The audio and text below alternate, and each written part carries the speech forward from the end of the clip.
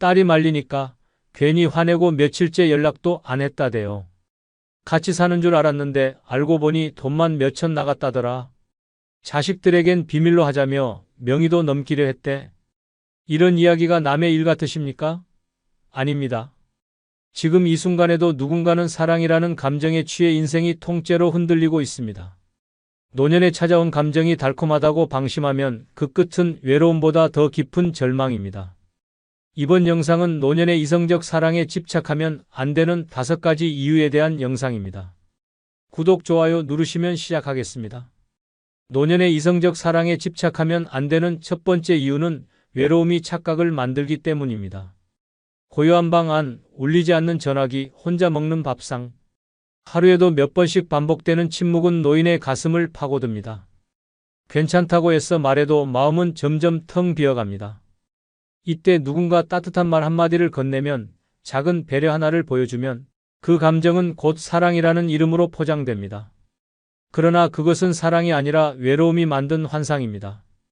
마음의 공백이 커질수록 그 빈자리를 누군가의 존재로 채우고 싶어하는 욕망이 커지며 결국 상대의 말투, 시선, 행동 하나하나를 왜곡해서 받아들이게 됩니다. 나한테 이렇게 말해주는 사람 처음이야. 그 사람이 날 보면 항상 웃어줘. 이젠 나 없이 못 산대요. 이런 문장들은 외로움이 빚은 착각의 결과물입니다. 상대는 단지 친절했을 뿐인데 그 친절이 과대 해석되며 관계의 균형이 깨집니다. 노년의 감정은 깊고 절박하기 때문에 마음이 빠지면 속도는 젊을 때보다 훨씬 더 가속화됩니다. 그리고 그 빠른 감정은 한쪽의 무너짐으로 이어지기 십상입니다. 더 큰 문제는 이 감정이 착각이라는 사실을 주변에서 아무리 알려줘도 본인은 끝까지 부정한다는 점입니다. 오히려 말리는 사람을 원망하고 경계하라고 충고하는 자식에게 등을 돌립니다. 넌 몰라. 그 사람은 진심이야. 내가 지금 외로워서 그러는 줄 아니? 라고 말하며 오히려 착각 속으로 더 깊이 빠져듭니다. 그 결과 가장 지켜야 할 인간관계는 멀어지고 가장 경계해야 할 감정에 사로잡혀 외로운 전쟁을 혼자 감당하게 됩니다. 광주 북구에 사는 1951년생 정화순 씨는 남편과 사별한 뒤 10년 넘게 혼자 살아왔습니다. 평소에 조용한 성격이었고 사람들과 어울리기보다는 집 근처 작은 텃밭을 돌보며 시간을 보내는 분이었습니다. 그러던 어느 날 근처 약국에서 자주 마주치던 60대 후반 남성에게 혼자 지내시죠? 라는 말을 들었고 그 이후로 안부 인사와 함께 이런저런 대화가 오가기 시작했습니다. 그 남성은 단지 친절했을 뿐이었지만 정 씨는 그것이 특별한 관심이라 느끼기 시작했습니다. 며칠 후 정 씨는 일부러 약국 앞에서 그 남성을 기다렸고 두세 마디 안부를 주고받는 것을 하루의 낙으로 삼게 되었습니다. 점점 감정은 커졌고 이건 운명이라는 생각까지 들었습니다. 그러던 어느 날 그 남성이 집에 냉장고가 고장났다며 어렵게 말을 꺼냈습니다. 정 씨는 기다렸다는 듯이 몇십만 원을 건넸고 그 이후에도 크고 작은 생활비를 지원했습니다. 하지만 어느 순간부터 그 남성은 점점 연락을 피했고 약국에서도 보이지 않았습니다. 그리고 우연히 다른 여성과 다정하게 걷는 모습을 본 정 씨는 충격을 받았습니다. 그에게 전화를 걸었지만 오해하지 말라는 말만 들었고 자신이 혼자 착각했던 것이라는 사실을 인정해야 했습니다. 그녀는 며칠간 밥도 먹지 못했고 이후 사람을 믿는 것을 멈추게 되었습니다. 자신이 한 행동이 부끄럽고 주변 시선이 무서워지면서 세상과 단절하게 된 것입니다. 외로움은 사랑을 부르는 것이 아니라 착각을 키웁니다. 그 감정은 진실보다 욕망이 앞서며 나를 위해 다가온 사람이 아니라 내가 만들어낸 환상을 향해 집착하게 만듭니다. 노년은 조용하고 단단해야 할 시간입니다. 그 시간에 외로움을 핑계로 누군가에게 마음을 던지면 돌아오는 건 상처와 후회뿐입니다. 이성적 사랑이 아닌 감정의 착각은 노후를 무너뜨리는 지름길입니다. 사랑을 원하는 것이 아니라 혼자임을 견딜 수 있는 용기를 갖는 것이 먼저입니다. 그렇지 않으면 외로움은 결국 당신을 속이게 됩니다. 노년의 이성적 사랑에 집착하면 안 되는 두 번째 이유는 노후 자산이 흔들릴 수 있기 때문입니다. 평생을 아껴 모은 돈, 자식에게 민폐 끼치지 않으려고 악착같이 지켜온 그 자산이 한순간의 감정에 휘둘려 무너질 수 있습니다. 사랑이라는 이름 아래 상대가 힘들다고 하면 돈을 내어주고 미래를 함께하자며 재산 일부를 넘깁니다. 하지만 그 감정이 영원하리란 보장은 없습니다. 오히려 그 관계가 흔들리는 순간 되돌릴 수 없는 금전적 손해와 감정적 배신만 남게 됩니다. 노년은 자산을 운용하는 시기가 아니라 지키는 시기입니다. 그런데 사랑이라는 이름으로 그 자산을 열어버리는 순간 인생 후반전은 파국으로 치닫게 됩니다. 문제는 이 시기의 감정이 불쑥 찾아오고 제어가 어렵다는 점입니다. 외로움에 지친 마음에 누군가 다정한 말 한마디 건네면 방어선은 무너지고 지갑은 쉽게 열립니다. 그 사람은 다를 거야, 이번엔 진심일 거야 라는 착각에 빠지면 판단력은 흐려지고 결국 통장 비밀번호까지 넘기게 됩니다. 자식에게는 숨기고 친구들에게도 말하지 못한 채 혼자 감정에 취해 모든 걸 내어주게 됩니다. 이때 발생하는 금전적 손실은 단순한 손해가 아닙니다. 말년의 삶을 통째로 흔드는 폭탄과 같습니다. 한 번 건넨 돈은 다시 되돌릴 수 없습니다. 호의로 시작된 금전 지원이 당연한 것처럼 굳어지고 시간이 지나면 상대는 더 큰 것을 요구합니다. 주택명의 이전, 보증서기, 공동계좌 개설 등 점점 더 깊은 금전적 얽힘으로 들어가게 됩니다. 문제는 그 관계가 끝날 때 법적으로도 보호받기 어렵고 가족에게조차 도움을 요청하기 힘들다는 점입니다. 결국 감정은 식고 돈은 사라지고 나만 남게 됩니다. 그것이 노년에 찾아온 사랑의 뒷모습입니다. 충청북도 제천에 사는 1955년생 백수님 씨는 정년퇴직 후 30년 모은 돈으로 작은 원룸 2채를 매입해 월세 수익으로 생활하던 여성입니다. 자녀는 모두 출가했고 조용하고 단정한 삶을 유지하던 그녀는 어느 날 아파트 복도에서 종종 마주치던 남성과 인사를 나누게 되었습니다. 그 남성은 몸이 불편하고 형편이 좋지 않다며 도움을 요청했고 백 씨는 처음에는 도시락을 챙겨주는 등 소소한 지원을 시작했습니다. 시간이 흐르며 관계는 가까워졌고 그는 우리 이제 남남처럼 지내지 말자고 말했고 백 씨는 그 말을 함께 인생을 마무리하자는 약속으로 받아들였습니다. 이후 그는 당신 앞으로 된 집은 내가 관리해 줄게. 통장만 잠깐 맡겨줘라며 점점 더 깊은 요구를 했습니다. 백 씨는 의심 없이 집 열쇠와 통장을 건넸고 그 순간부터 모든 것은 무너지기 시작했습니다. 몇 달 뒤 월세 수익이 끊기고 세입자들이 집주인이 바뀌었다고 말하기 시작했습니다. 알고 보니 그 남성은 위임장을 받아 명의를 바꾸려 시도했고 은행 계좌에서는 거액이 빠져나간 상태였습니다. 경찰에 신고했지만 서류상으로는 백 씨의 자발적인 동의가 있어 법적으로도 대응이 어려운 상황이었습니다. 그 사실이 자녀들에게 전해지자 왜 그렇게까지 했냐, 사랑인지 돈인지도 구분 못하냐는 말들이 날아왔고 백 씨는 충격과 수치심에 외부와 연락을 끊고 지내고 있습니다. 노후 자산은 평생을 걸고 지켜온 생존의 무기입니다. 그 어떤 감정보다도 우선시되어야 하고 그 어떤 사랑보다도 보호받아야 할 대상입니다. 이 시기에 감정에 흔들려 자산을 건네는 일은 단순한 실수가 아니라 인생 전체를 뒤흔드는 재난입니다. 사랑에 취해 자산을 내어준 사람은 결국 감정도 잃고 돈도 잃고 가족마저 멀어지는 삼중고를 겪게 됩니다. 노년의 사랑은 신중해야 합니다. 특히 돈이 얽힌 사랑은 단 한 번의 판단 미스로 인해 평생의 안전망을 잃게 만듭니다. 감정보다 재산을 먼저 챙기는 것이 이기적인 것이 아니라 생존 본능입니다. 인생의 마지막 페이지를 스스로 망치고 싶지 않다면 감정에 앞서 자산을 지키는 선택을 해야 합니다. 사랑은 몰라도 통장은 절대 열지 마십시오. 노년의 이성적 사랑에 집착하면 안 되는 세 번째 이유는 몸이 약해질수록 상대에게 휘둘릴 위험이 커지기 때문입니다. 나이가 들면 몸은 자연스럽게 약해지고 외출도 줄고 사람들과의 교류는 좁아집니다. 이 틈을 파고드는 것이 바로 감정입니다. 누군가 다정한 말투로 접근하고 불편한 몸을 대신 챙겨주기 시작하면 처음엔 고마움이지만 곧 의존으로 바뀌고 의존이 깊어지면 상대의 말 한마디에 삶 전체가 좌우됩니다. 오늘은 약을 챙겨줬고 내일은 병원에 같이 가줬다고 해서 모레는 내 통장이나 집까지 넘겨주는 일이 실제로 벌어집니다. 몸이 불편하다는 이유 하나로 나는 어느새 감정과 경제, 행동까지 상대의 손에 쥐어진 인형처럼 움직이게 됩니다. 이성적 사랑은 대등한 관계일 때 아름답습니다. 그러나 한쪽이 약해지면 그 관계는 불균형으로 기울고 그 틈을 감정이 아닌 조정이 채워버립니다. 상대가 화를 내면 죄책감을 느끼고 연락이 없으면 불안에 떨며 하루를 버팁니다. 이 사람 아니면 안 된다는 믿음은 사실 사랑이 아니라 두려움입니다. 스스로 움직이기 힘든 상태에서 누군가를 전적으로 믿게 되는 순간 모든 판단력은 흐려지고 삶의 주도권은 완전히 사라집니다. 더 심각한 건 이러한 상황이 반복되면 내 자신이 누군가의 허락 없이는 아무것도 못하는 사람이 되어버린다는 점입니다. 상대의 기분이 좋을 땐 편안하고 나쁠 땐 벌을 받는 듯 숨죽이는 삶. 건강이 약화된다는 이유로 내가 약자가 되고 그 약점을 이용하는 사람 앞에선 늘 감사한 죄인으로 살아가게 됩니다.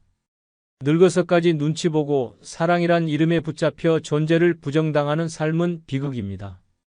경기도 고양시에 사는 1947년생 한경임 씨는 허리 디스크와 무릎 관절 통증으로 인해 외출이 거의 힘든 상태에서 홀로 지내고 있었습니다. 자녀들은 멀리 살아 자주 오지 못했고 동네 사람들과도 점차 왕래가 줄어들었습니다. 그러던 중 이웃에 사는 60대 후반 남성이 자주 짐을 들어주고 병원에 데려다주며 친절을 베풀기 시작했습니다. 처음엔 단순한 이웃의 배려로 느꼈지만 어느 순간부터 그는 전화를 매일 걸어오기 시작했고 요즘 누구도 당신처럼 따뜻한 사람은 없다는 말을 반복했습니다. 한 씨는 그의 말에 마음이 열렸고 삶이 바뀌기 시작했습니다. 그가 없으면 약국도 못 가고 그의 도움 없이는 외출 자체를 두려워하게 되었습니다. 그러던 어느 날 그는 가족에게는 말하지 말고 당신 앞으로 된 통장을 잠깐만 맡겨달라며 접근했고 내가 당신을 위해 다 해줄 수 있다는 말을 내세우며 재산에 대한 영향력을 행사하기 시작했습니다. 그때부터 그는 점점 통제적인 모습을 보이기 시작했습니다. 다른 사람과 통화하지 말라고 했고 자녀가 연락하면 전화를 끊게 만들었으며 약속 없이 찾아오는 것을 싫어했습니다. 그의 말투는 점점 거칠어졌고 내가 없으면 아무것도 못하는 사람이라는 말을 서슴없이 했습니다. 실제로 한 씨는 혼자서는 병원도 가지 못했고 식사도 제대로 못 챙기게 되면서 점점 그에게 종속되어 갔습니다. 그 사실을 알게 된 자녀가 방문했을 때는 이미 한 씨 명의로 된 보증서가 만들어진 상태였고 통장에서는 다수의 이체 기록이 확인됐습니다. 경찰에 도움을 요청했지만 본인의 동의라는 말 앞에 조치는 제한적이었고 한 씨는 눈물을 흘리며 말했습니다. 처음엔 고마워서 뭐라도 해주고 싶었어요. 그런데 나중엔 그냥 그 사람이 없으면 내가 아무것도 못할 것 같았어요. 몸이 약해질수록 사람은 감정에 더 쉽게 휘둘립니다. 그리고 그 감정은 누군가에게는 사랑이 아니라 기회가 됩니다. 노년에 가장 무서운 건 질병이 아니라 그 질병을 핑계로 삶을 지배하려는 사람들입니다. 스스로 선택하고 스스로 결정할 힘이 없어진 순간부터 우리는 타인의 감정에 휘둘리는 꼭두각시가 됩니다. 그것이 아무리 다정한 말로 시작되었더라도 그 끝은 통제와 침묵일 뿐입니다. 노년에 진짜 지켜야 할 것은 사랑이 아니라 주체성입니다. 몸이 약해질수록 감정은 더 조심해야 하며 아무리 다정해 보여도 경계는 무너뜨리지 말아야 합니다. 노후의 자유는 혼자서 할 수 있음에서 오는 것이지 누군가에게 기대는 것에서 오지 않습니다. 사랑에 집착하는 순간 그 자유는 순식간에 사라집니다. 노년의 이성적 사랑에 집착하면 안 되는 네 번째 이유는 사랑을 가장한 계산이 숨어 있을 수 있기 때문입니다. 사랑이라는 말은 언제나 달콤하게 들립니다. 혼자 두고 싶지 않다, 평생 함께하고 싶다는 말 한마디에 가슴이 설레고 하루가 환해집니다. 하지만 그 속에 진심이 아닌 계산이 숨어 있다면 그 사랑은 독이 되어 인생을 파괴합니다. 노년의 외로움과 따뜻함에 대한 갈망을 악용하는 사람들은 생각보다 많습니다. 말은 다정하지만 속셈은 재산, 연금, 집, 보험에 있습니다. 겉으로는 연인이지만 속으로는 투자 대상으로 보는 것입니다. 특히 몸이 약하거나 가족과 멀어진 노인은 더 위험합니다. 그 허전함을 파고들어 관심을 주고 눈치를 보고 때로는 눈물까지 흘리며 신뢰를 쌓습니다. 그렇게 감정을 묶어놓은 뒤엔 천천히 요구를 시작합니다. 잠깐 돈 좀 빌려줘. 내 명의로 계약 좀 해줘. 가족에겐 말하지 말라는 말이 반복되면 이미 상대는 당신을 사랑하는 사람이 아닙니다. 당신의 자산을 계산하는 사람입니다. 이들은 항상 정을 앞세웁니다. 그동안 내가 해준 게 얼마인데 우리 사이에 그 정도도 못 믿냐는 말로 압박합니다. 말 한마디에 미안함을 느끼게 만들고 당신의 착한 마음을 죄책감으로 바꿔버립니다. 결국 사랑이란 이름 아래 지갑은 열리고 집문서가 움직이며 심지어 병원비까지 대신 내주는 상황까지 벌어집니다. 그 순간 그들은 본색을 드러내고 사라집니다. 남는 건 상처와 파괴된 삶뿐입니다. 대구 달서구에 사는 1952년생 장명자 씨는 평생 공직 생활을 하며 성실하게 살아온 여성입니다. 퇴직 후 남편과 사별하고 혼자 지내던 그녀는 지역 건강센터 프로그램에서 한 남성을 만나게 됩니다. 그 남성은 젠틀하고 배려심 깊어 보였고 혼자 사는 게 외롭다며 자주 연락을 해왔습니다. 식사를 같이 하고 산책을 함께하며 관계는 빠르게 가까워졌고 장 씨는 이 남성에게 호감을 넘은 감정을 느끼게 됩니다. 그러던 어느 날 그는 힘겹게 말을 꺼냈습니다. 사실 사업 실패로 신용불량이 됐고 집도 담보로 잡혀 있어 힘들다고 했습니다. 장 씨는 망설이다가 500만 원을 도와주었고 이후에도 그가 어려움을 토로할 때마다 적게는 100만 원, 많게는 1000만 원씩 도와주었습니다. 그 남성은 감사를 표하면서도 자주 이런 말을 했습니다. 나중에 당신 명의로 집 하나만 해주면 내가 죽을 때까지 당신만 챙길게. 장 씨는 그 말을 믿었습니다. 아니, 믿고 싶었습니다. 하지만 문제는 갑작스레 터졌습니다. 그 남성이 연락이 끊긴 것입니다. 알고 보니 이미 같은 방식으로 다른 여성 2명에게도 금전적인 도움을 받아온 전력이 있었고 경찰에 고소당한 상태였습니다. 장 씨는 경찰 조사에서 그 사람의 말이 전부 사랑으로 들렸어요. 한 번도 의심한 적이 없어요라고 진술했습니다. 그날 이후 그녀는 아무도 만나지 않고 집에만 틀어박혀 지냈습니다. 이웃들은 그 나이에 속단이라는 눈초리를 보냈고 자식들도 왜 그렇게까지 했냐며 차갑게 말했습니다.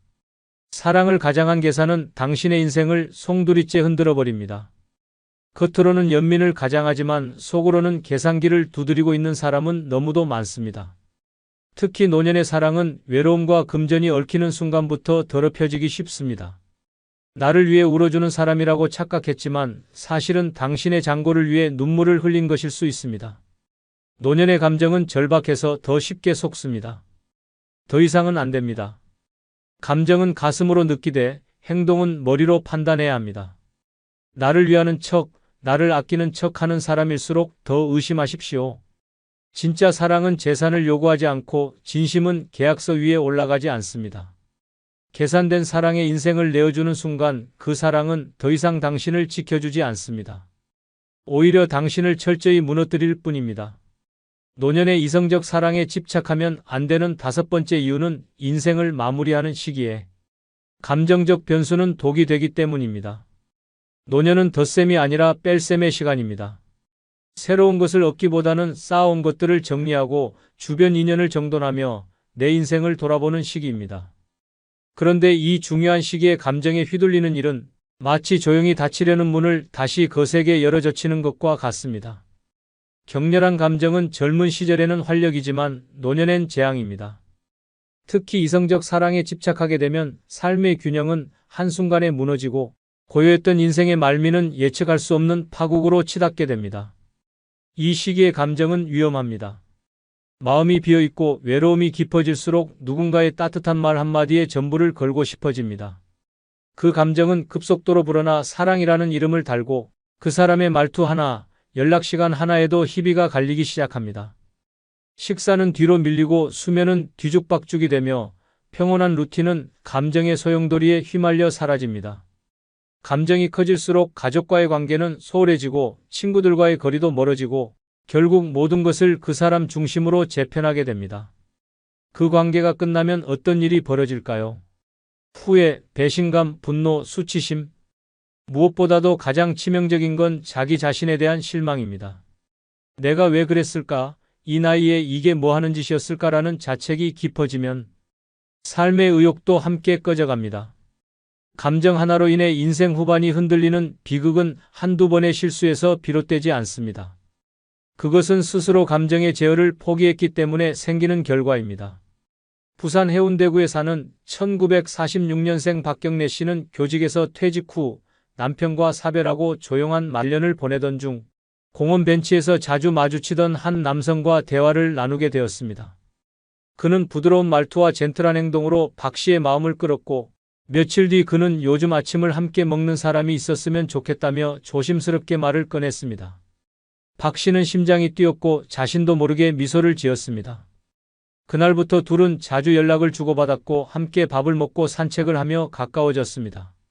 그는 어느 날 우리 이제 서로의 인생을 책임져주는 사이가 되자고 말했고 박 씨는 가족에게 말도 하지 않은 채 자신 명의의 소형 아파트를 전세로 돌려 그와 함께 살기로 했습니다. 가족들은 뒤늦게 사실을 알고 격분했고 박 씨는 이 나이에 사랑을 찾은 게 뭐가 죄냐며 되레 소리쳤습니다. 하지만 1년이 채 되지 않아 그는 변하기 시작했습니다. 말투는 냉정해졌고 집에 잘 들어오지 않았으며 금전 문제로 다툼이 잦아졌습니다. 결국 그는 떠났고 박 씨는 남은 전세금으로 생활을 이어갈 수 없는 상황에 직면하게 되었습니다. 자식들과의 관계는 이미 틀어졌고 친구들 사이에선 왜 저런 선택을 했을까라는 뒷말만 남았습니다. 그녀는 이후 집 밖에 나가지 않았고 병원을 찾은 끝에 우울증 진단을 받았습니다. 가장 고요하고 편안해야 할 인생의 마지막 시기가 감정 하나에 휘둘린 선택으로 인해 지옥이 되어버린 것입니다. 감정적 여지는 생각보다 길고 그 파괴력은 상상 이상입니다. 노년의 인생은 정리하고 평온하게 마무리하는 시간이 되어야 합니다. 감정은 젊을 때처럼 회복이 빠르지 않으며 한번 무너지면 다시 세울 체력도 없습니다. 이 시기의 사랑은 심장을 뛰게 하는 것이 아니라 삶 전체를 흔드는 도박일 수 있습니다. 남은 인생의 마지막 장을 감정의 변수로 얼룩지게 만드는 어리석음은 더 이상 반복돼선 안 됩니다. 진짜 평온은 감정이 아니라 균형에서 나옵니다. 감정은 조절할 수 있을 때만 가치 있고 사랑은 내 삶을 지킬 수 있을 때만 의미가 있습니다. 인생의 마무리를 후회와 눈물로 채우지 않으려면 지금 감정의 속도를 늦추고 삶의 중심을 다시 붙잡아야 합니다. 감정이 뜨거울수록 노년의 삶은 더 쉽게 타버립니다. 그리고 그 죄는 평생의 자부심과 체면, 존엄일 수 있습니다. 영상이 끝나면 여러분들의 다양한 경험담이나 의견을 댓글에 적어주시기 바랍니다. 그 친구가 없었으면 난 진작 병원 신세였을 거야. 그날도 내가 이틀을 밥도 안 먹고 있었거든. 그런데 그냥 문 열고 들어와서 따뜻한 죽 한 그릇 놓더라고. 그런 친구가 있다면 인생은 아직 따뜻합니다. 돈보다 사람이고 약보다 안부 한마디입니다. 65세가 넘으면 하루하루가 선물이고 그 선물을 빛나게 해주는 건 옆에 있는 사람입니다. 오늘은 그 중에서도 반드시 곁에 두어야 할 5명의 친구를 소개합니다. 이들이 곁에 있으면 나이 들어도 고요한 행복이 따라옵니다. 65세 이후 꼭 곁에 두어야 할 첫 번째 친구는 아무 때나 편하게 만날 수 있는 단 한 명의 친구입니다. 전화했는데 바로 받아주는 사람, 지금 당장 밥 먹자고 했을 때 망설임 없이 나와줄 사람, 그런 친구 한 명만 있어도 노년은 무너지지 않습니다. 외로움은 조용히 찾아와 마음을 파괴합니다. 병보다 빠르고 가난보다 아픕니다. 노인이 되면 자식도 가족도 사회도 점점 멀어집니다. 그때 남아있는 단 한 사람, 그 친구가 곧 삶의 의미가 됩니다. 사람은 누구나 말을 하고 싶어집니다. 슬픈 이야기도 재미없는 일상도 사소한 걱정도 입 밖으로 털어놓고 나면 조금은 가벼워지기 때문입니다. 하지만 그 말을 들어줄 사람이 없을 때 노인의 삶은 정지된 시간 속에서 갇히기 시작합니다. 침묵은 생각을 키우고 생각은 외로움을 키웁니다. 그리고 그 외로움은 삶을 갉아먹습니다. 혼자 식사를 하다 문득 울컥하고 TV 속 사연에 괜히 눈물이 나며 문자 하나 없는 휴대폰을 멍하니 들여다보게 되는 그런 하루가 반복될 때 사람은 살아있다는 감각을 잃습니다. 그때 필요한 사람이 말 한마디 섞지 않아도 어색하지 않은 친구 한 명입니다. 어떤 대단한 도움을 주는 친구가 아닙니다. 같이 걷자, 시장 한 바퀴 돌까? 김치 좀 덜어줄까? 이 정도면 충분합니다. 상대를 의식하지 않고 내 민낯 그대로를 보여줄 수 있는 존재. 마음이 아플 때는 같이 울어주고 말없이 손만 잡아주는 그런 사람. 그 한 명만 있다면 노년은 결코 무너지지 않습니다. 실제로 서울 강북구에 사는 78세 강순자 씨는 남편과 사별한 후 몇 년을 문 닫고 지내며 점점 사람과 멀어졌습니다. 외출은 배달음식 수령이 전부였고 가족이라곤 외국에 사는 딸뿐이라 하루의 말 한마디 하지 않는 날이 일주일씩 이어졌습니다. 그런데 어느 날 장마철 비오는 아파트 복도에서 우연히 마주친 동네 할머니와 우산을 같이 쓴 일이 계기가 됐습니다. 우산 하나 같이 쓰실래요? 그 말 한마디가 시작이었습니다. 그날 이후 두 사람은 하루도 빠지지 않고 동네 한 바퀴를 돌며 이런저런 이야기를 나눴습니다. 냉장고 속 반찬도 나누고 가끔 같이 병원도 다니고 명절에는 떡국을 함께 끓였습니다. 어느 날은 강 씨가 거실에서 갑자기 쓰러졌는데 바로 이 친구가 방문하지 않았더라면 강 씨는 끝내 구조되지 못했을 수도 있었습니다. 친구는 119에 전화를 걸고 구급차에 동행해 병원 수속까지 도왔습니다. 강 씨는 회복 후 이렇게 말했습니다. 이 사람이 없었으면 난 벌써 죽었을 겁니다. 내 인생을 다시 살아가게 만든 사람이에요. 이처럼 친구는 생명을 구하는 사람일 수 있습니다. 누구도 몰랐던 쓰러짐을 알아주는 사람, 그 하루의 공백을 눈치채주는 사람이 단 한 명만 있어도 인생은 끝이 아닙니다. 이 관계에는 체면도 계산도 경쟁도 없습니다. 순수한 존재감 하나로 서로의 삶을 지탱해주는 사람. 지금 곁에 그런 친구가 없다면 늦기 전에 만들고 있었다면 놓치지 말아야 합니다. 65세 이후 삶의 승패는 단 하나, 사람이 있느냐 없느냐에 달려 있습니다. 결국 남는 건 집도 돈도 명예도 아닙니다. 진심으로 안부를 묻고 밥 한 끼를 나눌 수 있는 친구 한 명입니다. 그 사람이 있는 노년은 혼자가 아닙니다. 오늘 당신 곁엔 그런 친구가 있습니까? 없다면 지금이 늦기 전입니다. 65세 이후 꼭 곁에 두어야 할 두 번째 친구는 돈으로 우열을 가르지 않는 사람입니다. 야, 저 사람은 연금이 얼마래? 걔네는 자식이 해외에서 돈 보내준다더라. 요양원도 싼 데랑 비싼 데랑 천지 차이지. 나이 들어서도 사람들 입에서 이런 말이 쉽게 오가는 순간 마음이 조용히 무너집니다. 친구를 만나러 나갔는데 밥값 얘기부터 나옵니다. 여행 얘기를 하더니 은근슬쩍 자랑이 섞이고 집 크기, 손주 용돈 액수로 대화가 이어집니다. 이런 관계는 친구가 아닙니다. 지갑을 비교하며 마음을 줄세우는 사이엔 편안함이 없습니다. 노년의 진짜 친구는 돈을 기준으로 상대를 재지 않는 사람입니다.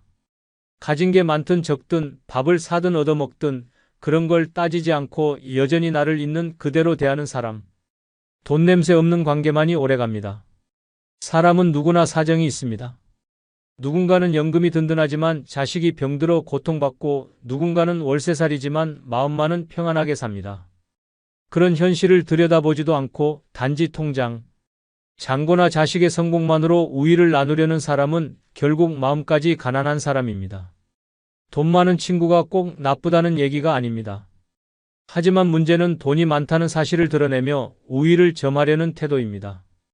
밥값을 냈다며 생색을 내거나 자식 자랑을 수시로 하며 넌 뭐하고 사냐는 식의 시선을 보내는 사람은 멀리해야 합니다. 그런 친구와의 시간은 쉼이 아니라 고문입니다. 반면 진짜 친구는 다릅니다. 밥값을 먼저 내고도 다음에 너 사줘 한마디로 끝내고 있습니다. 여행 얘기를 꺼내며 넌 무리하지 말고 가까운 데라도 같이 가자라고 말합니다. 돈 이야기를 하더라도 자랑이 아니라 고민을 나누는 수단일 뿐입니다. 그런 사람과 함께 있으면 돈 얘기를 해도 불편하지 않습니다. 나는 부족하다는 감정이 들지 않고 같이 살아가는 느낌을 받습니다. 경남 진주에 사는 정호선 씨는 74세입니다. 젊을 때 무역업으로 꽤 성공했지만 IMF 때 모든 걸 잃고 지금은 조그마한 임대 아파트에서 혼자 지냅니다. 그런 정 씨에겐 고등학교 동창인 박영태 씨가 있습니다. 박 씨는 서울 강남에서 부동산을 하다 여유 있는 노후를 보내고 있는데 놀라운 건 그 둘이 매주 한 번씩 서로 번갈아가며 만나 단골 백반집에서 밥을 먹는다는 점입니다. 백반 가격은 8,000원, 박 씨가 낼 때도 있고 정 씨가 낼 때도 있습니다. 한 번은 정 씨가 이런 말을 했습니다. 영태는 돈이 많아도 나한텐 전혀 그런 티를 안 낸다. 오히려 나보다 더 검소하다. 우리 둘이 50년 넘게 친구로 지낼 수 있는 이유는 그 친구가 한 번도 나를 돈으로 판단한 적이 없기 때문이지. 실제로 박 씨는 명절에도 정 씨를 먼저 챙기고 소소한 선물도 항상 같이 나눈다는 마음으로 보낸다고 합니다. 이런 친구가 있는 정 씨는 누구보다 부유한 노후를 보내고 있습니다. 돈이 아닌 마음의 부유함입니다. 결국 나이 들어 곁에 두어야 할 사람은 내 사정이 달라져도 나를 똑같이 대하는 사람입니다. 가진 것에 따라 태도가 달라지는 사람은 언젠가 그 칼날을 나에게도 겨눌 사람입니다. 반대로 돈보다 사람을 먼저 보는 친구는 인생 끝자락에서도 따뜻한 손을 내밀어 줄 사람입니다. 65세 이후의 인생은 비교가 아닌 인정으로 살아야 편안해집니다. 남과 나를 끊임없이 재며 괴로워하지 말고 그저 있는 그대로를 봐주는 사람과 함께 하십시오. 돈은 언젠가 사라지지만 그런 친구는 끝까지 남습니다. 지금 곁에 그런 친구가 없다면 새로 만들어야 합니다. 나이 들수록 사람은 줄어들지만 진짜는 더 가까워질 수 있습니다. 돈이 아닌 사람을 보는 눈을 가지는 것, 그것이 늙어 행복해지는 첫 걸음입니다. 65세 이후 꼭 곁에 두어야 할 세 번째 친구는 내 허술함을 비웃지 않고 함께 웃어주는 사람입니다. 나이 들면 몸보다 먼저 마음이 느슨해집니다.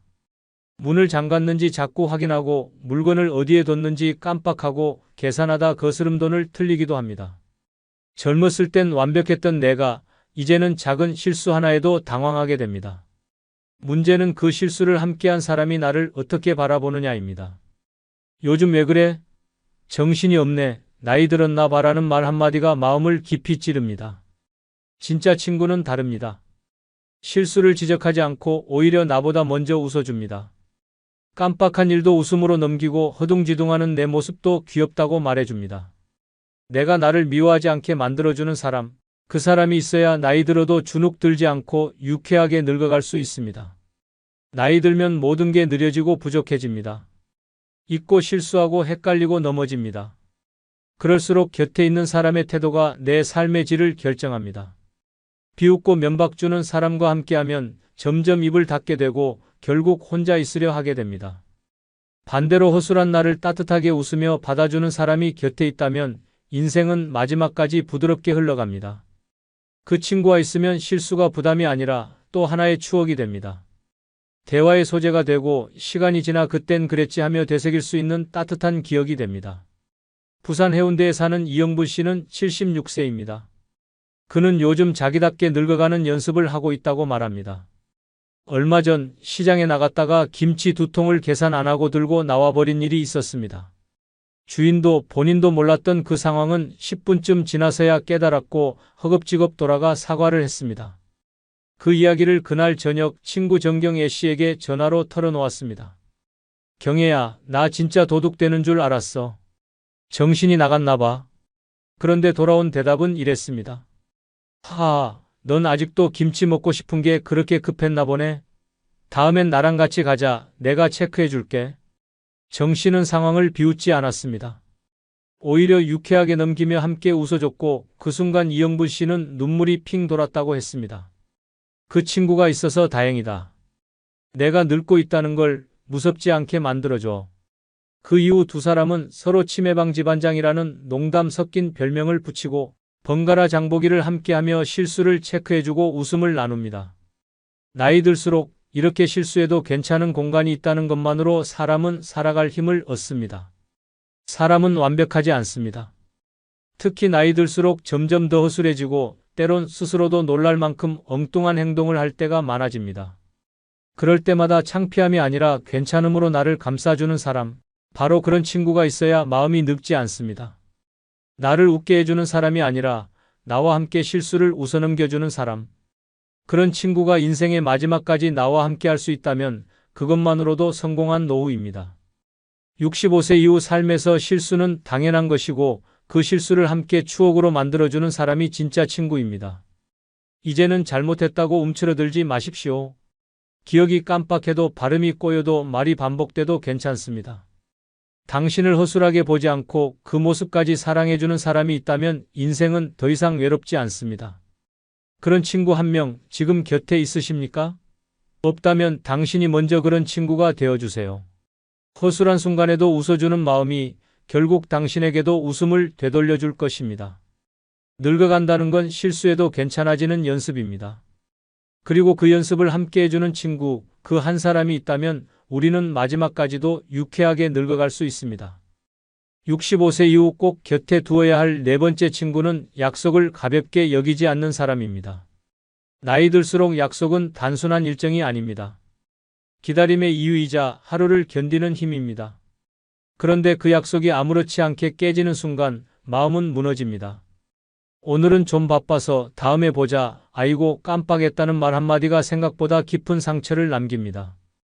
젊을 땐 그런 실수쯤은 웃으며 넘길 수 있었지만 나이 들면 그 한 번의 바쁨이 며칠씩 마음에 남습니다. 괜찮은 척해도 속은 허전하고 서럽습니다.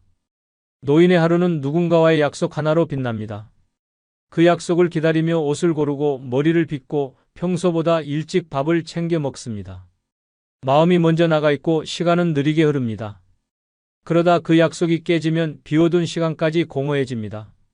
고요한 집 안에서 입고 나갈 옷을 다시 벗으며 자책하게 됩니다. 내가 귀찮은 사람이 된 건가? 나와의 약속은 중요하지 않았던 건가? 스스로를 깎아내립니다. 그래서 늙어선 약속을 지키는 친구 한 명이 보석보다 귀합니다. 바쁘다는 이유로 쉽게 바꾸지 않고 잊지 않고 사소한 약속도 정성껏 지켜주는 사람. 그런 친구는 신뢰를 넘어 위안이 됩니다. 기다림이 헛되지 않다는 사실은 늙은 마음을 살아있게 만듭니다. 단 한 번이라도 널 위해 시간을 비워뒀어라는 진심을 보여준 사람은 절대 잊히지 않습니다. 전라남도 나주에 사는 김지숙 씨는 75세입니다. 그녀는 20년 전 마트에서 일할 때 만난 친구 이복자 씨와 매달 둘째 주 수요일에 점심을 함께합니다. 둘 다 남편과 사별했고 자식은 외지에 있어 소식을 들을 길도 별로 없습니다. 처음엔 가볍게 시작된 약속이지만 지금은 둘의 삶에서 가장 중요한 행사입니다. 김 씨는 말합니다. 복자랑의 약속은 병원 예약보다 중요해요. 그날이 되면 전날부터 잠이 설쳐요. 옷도 챙기고 메뉴도 미리 생각해요. 그 친구는 한 번도 바뀐 적 없어요. 항상 시간 맞춰 나타나요. 반대로 김 씨는 몇 년 전 또 다른 지인과의 약속에서 큰 상처를 받았습니다. 평소 친하게 지내던 사람과 영화 보기로 약속을 했는데 약속 시간 10분 전 급한 일이 생겼다는 문자 한 줄이 왔습니다. 문제는 그게 한 번이 아니라는 점이었습니다. 세 번째쯤 약속이 깨졌을 땐 김 씨는 아예 전화를 하지 않았습니다. 그 사람은 바쁜 거고 나는 그냥 심심한 노인네였던 거죠. 그렇게 인연은 끝났습니다. 친구는 꼭 오래된 사람일 필요 없습니다. 내 시간을 소중하게 여겨주는 사람이 진짜 친구입니다. 늦게 생긴 인연이어도 작고 단순한 약속도 성실히 지켜주는 사람. 이런 사람과 함께 있으면 늙어도 존중받고 있다고 느낄 수 있습니다. 나이 들어 허름한 몸보다 더 아픈 건 나를 대하는 가벼운 태도입니다. 늙어서 마음이 단단해지는 줄 아십니까? 아닙니다. 오히려 더 섬세해지고 더 쉽게 상처받습니다.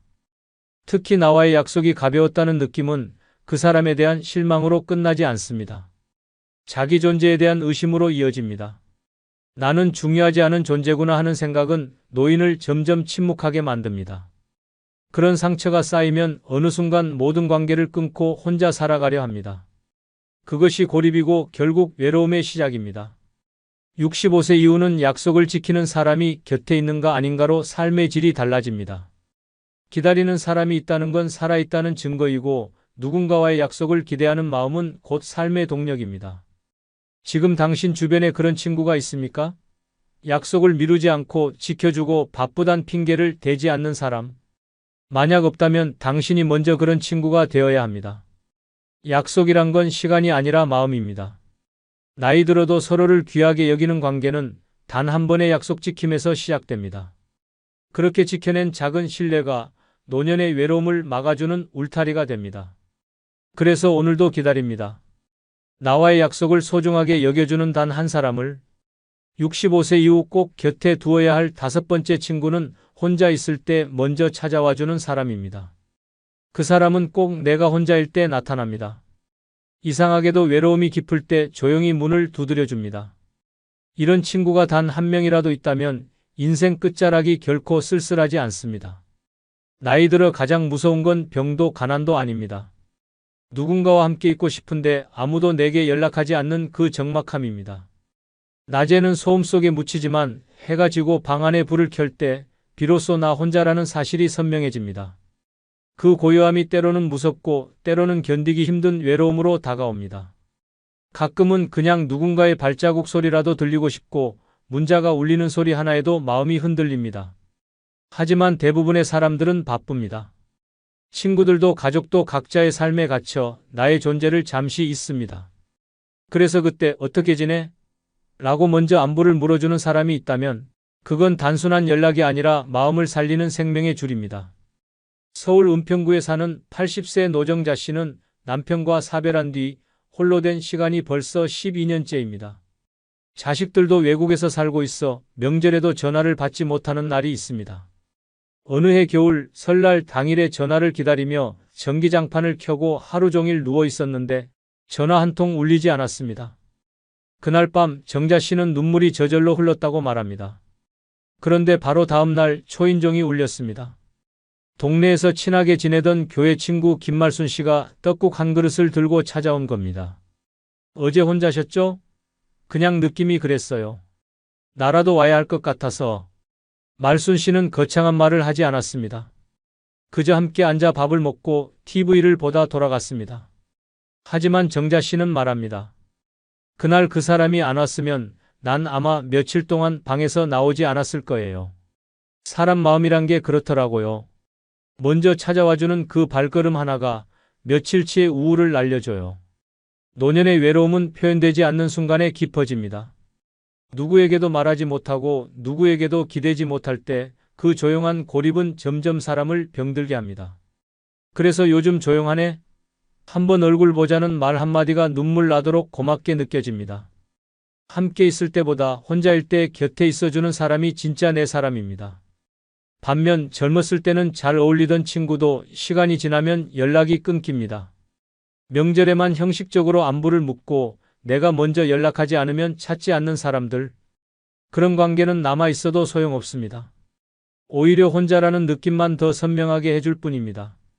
보고 싶어서 왔어라는 이유로 문을 열고 들어오는 사람은 삶을 위로하는 존재입니다. 늙어서는 그런 친구 한 명이 곧 가족이고 희망이고 의미입니다. 65세 이후의 삶은 기다림의 연속입니다. 병원 예약날을 기다리고 약국 영업시간을 기다리고 가끔은 자식의 연락을 기다립니다. 그런데 그 기다림 속에 예상치 못한 친구의 방문이 끼어들면 인생 전체가 따뜻해집니다.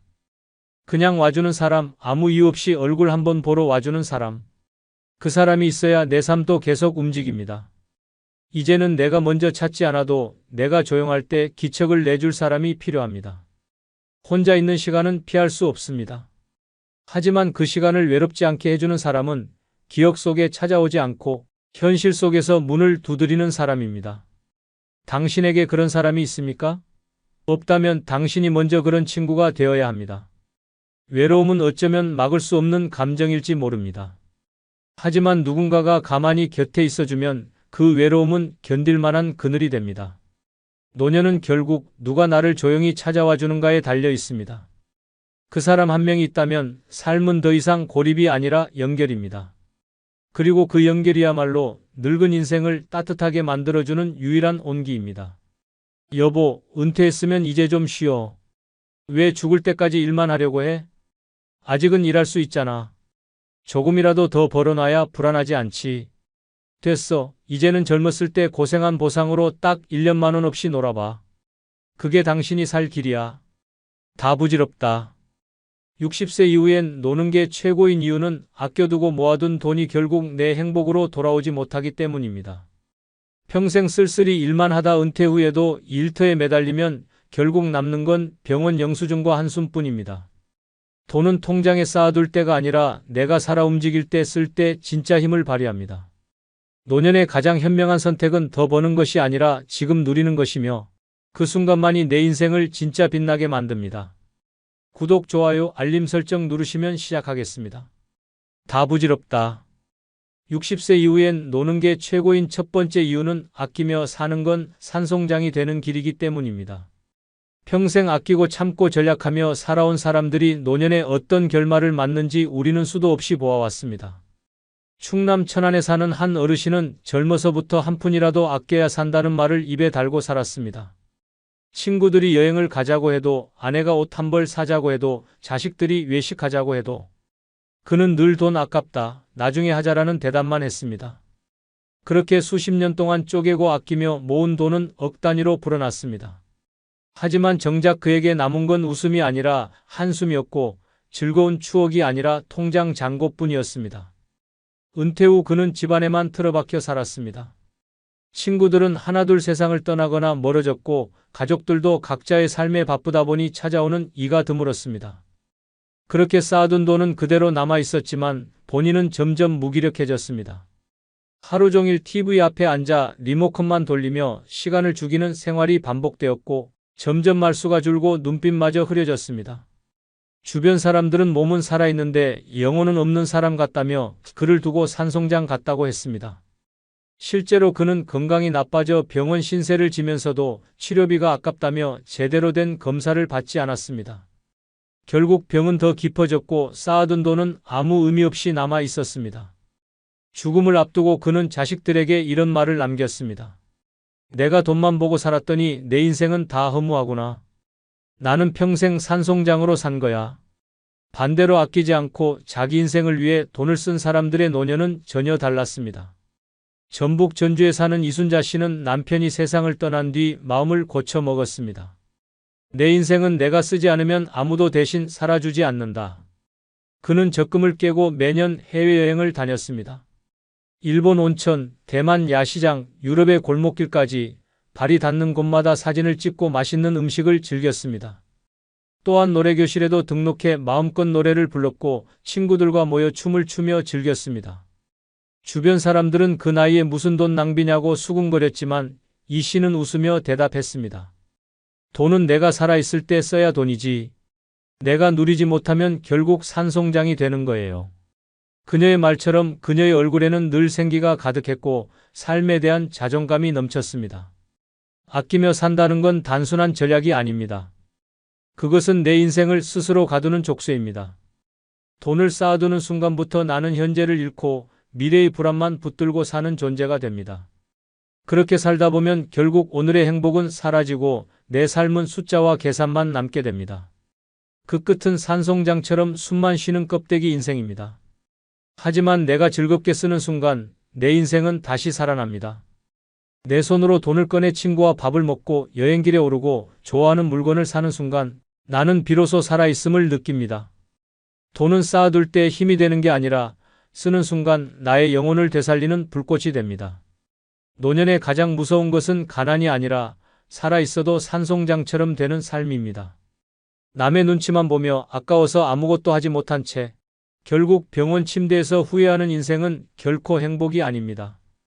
그러니 지금이라도 눈을 뜨고 선택해야 합니다. 돈은 쌓아두는 게 목적이 아닙니다. 지금 웃고 지금 먹고 지금 떠나는 데 써야 합니다.